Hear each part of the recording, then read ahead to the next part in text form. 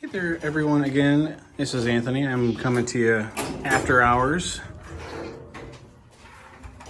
Most everyone's gone home. I'm trying to get some petting time in with Sullivan and some Adelaide.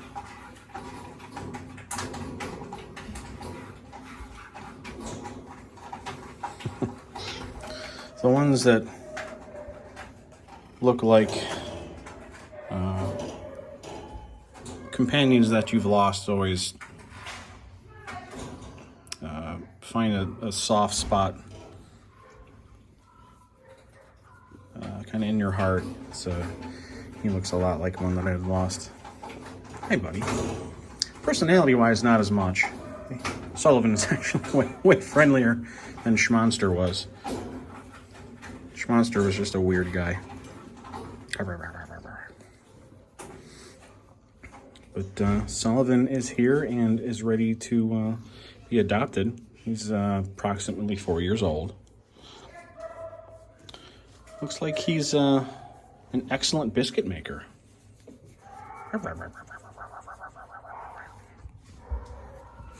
He's got a great temperament. Loves affection. His color pattern's actually really cool too. He's got like, kind of like a swirl rather than tiger stripes.